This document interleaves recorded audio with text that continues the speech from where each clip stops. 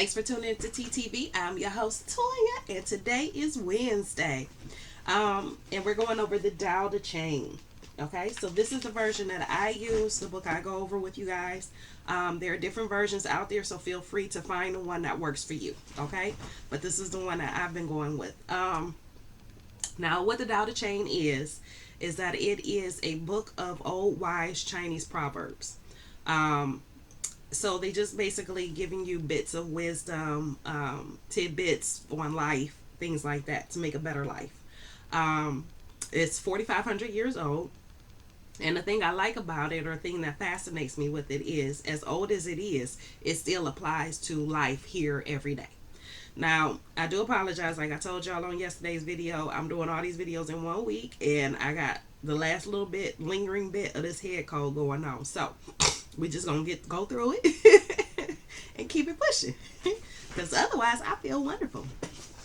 Okay, so this one, it says, "Who are you?" So, let's just get into it. I was gonna make a comment. Like most people don't know who they are, and I've already reread this just one time. I just looked over it once. And it's not giving information that I thought it was. I thought it was going to give some tidbits on, I don't know what I thought. I just know I didn't think it was going to be what it is. But it's a very short verse. It's only 8 lines. And let's get into it. And I know I say verse. This isn't religious text. It's philosophical. Okay? So it's not religious. It's philosophical. But let's get into it. So who are you? If you understand others, you understand astute. You are astute. If you understand yourself, you are insightful. If you master others, you are uncommonly forceful. If you master yourself, you have uncommon inner strength. If you know when you have enough, you are wealthy. If you carry your intentions to completion, you are resolute. If you find your roots and nourish them, you will know longevity. If you live a long creative life, you will leave an eternal legacy. So let's get into it. First line: if you understand others, you are astute. If you understand yourself, you are insightful. So that's just labels that people give us. That's things that people say about you when they feel that you understand them, or that you feel that you understand yourself. They think that you are very attuned to other people, attuned to what they feel, and that because you have this inner strength in you, that you understand yourself. And I don't know if that's always true. I don't know if I agree with that one, because I've understood myself for a while, but I don't feel like I was very insightful on what was going on with me. Like all of that took some time to understand where that inner strength was coming from and why. So I don't know if just being insightful, I keep saying inner strength, but insightful. So I don't know if just understanding yourself means that you have this great insight. You may have an understanding of why you do certain things, but to me, to have the insight would mean you know what to do to repair it. You know what to do to fix it. You know how to overcome it. And I don't think those always go hand in hand. But I could be wrong. If you master others, you are uncommonly forceful. If you master yourself, you have uncommon inner strength. So that's where I get the inner strength from. That's why I keep mixing it up. So I don't like that word master, because you can't master anybody unless they allow you to. So you can become masterful as far as being very skillful or very knowledgeable about certain things. But to say you are a master over somebody else, I don't like that phrase. I don't, and maybe it's because I'm black, our history. But I don't like that phrase, because I don't want to master anybody. I don't want to be a force to be out. Now, I am a force to be reckoned with, so don't piss me off. But to master somebody and to put that in the way of forcing, uncommonly forceful. I think that you could understand people, that you could connect with people without mastering them. So I don't know if I like that. And maybe there's a different way of interpreting it. If you got something outside of it, share it with me. Enlighten me, okay? Because this isn't just me giving it to y'all. You can give it back. So if you get something outside of it, let me know what you think. If you know when you have enough, you are wealthy. If you carry your intentions to completion, you are resolute. So to have enough and being wealthy, like people, okay, let's just put it out there what it is.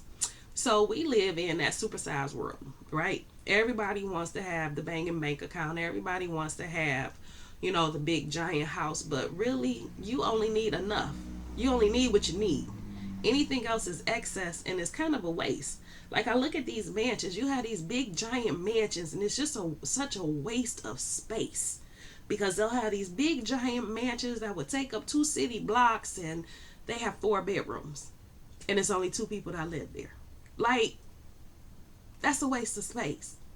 That's a waste of space. Even if you were to have a big party, you couldn't even keep people in your house because you only got 4 bedrooms, and it's only 2 people in there.